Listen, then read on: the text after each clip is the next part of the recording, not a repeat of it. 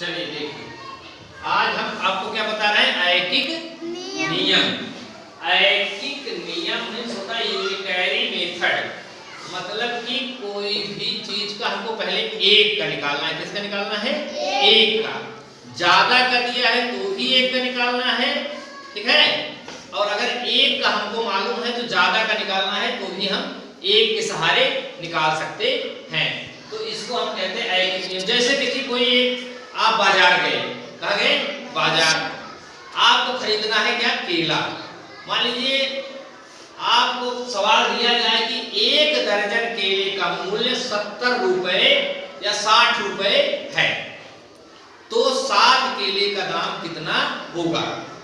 इसको निकालने के लिए हमने यहां लिखा है कि एक दर्जन केले का मूल्य 60 रुपए। एक दर्जन, और एक दर्जन में कितने केले होते हैं? 12। तो इसलिए इसको हम क्या लिख सकते हैं, या 12 केले का मूल्य क्या हो गया?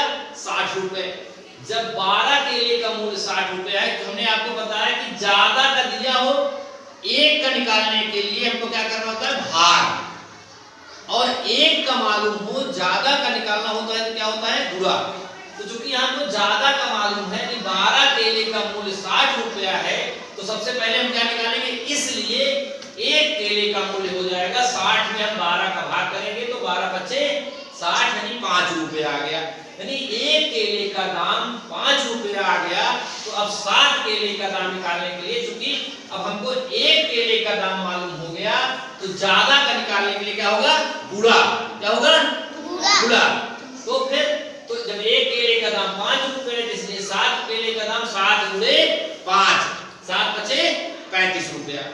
बात समझ में आई? तो हम 7 केले का कितना दाम देंगे? 35 रुपया। यदि यहां देखो, अगर सवाल ये पूछता कि एक दर्जन केले का मूल्य 60 रुपए है और 7 दर्जन केले का मूल्य क्या होगा, तब हमको दर्जन को केले में बदलने की जरूरत नहीं होती। तो हमको एक दर्जन का मालूम होता, 7 दर्जन का निकालो, सीधे 7 का गुणा करते, 60 में 6 7 42, 420 रुपए आ जाते। तो ये ध्यान देना है कि अगर एक का दाम हमको मालूम है तो हम, अगर ज्यादा का पूछ रहा है तो सीधे गुणा कर लेंगे, और अगर ज्यादा का दिया है, एक का पूछ रहा है, तो हम क्या करेंगे? भाग करेंगे। ठीक है, बात समझ में आई? Yes sir. एक से ज्यादा निकालना है क्या करेंगे? गुणा। ज्यादा से एक का निकालना है क्या करेंगे? भाग। तो ये इतना ऐकिक नियम में, यूनिटरी मेथड में यही सबसे महत्वपूर्ण चीज है। तो इस प्रकार के सवाल आप लगा सकते हो। ठीक।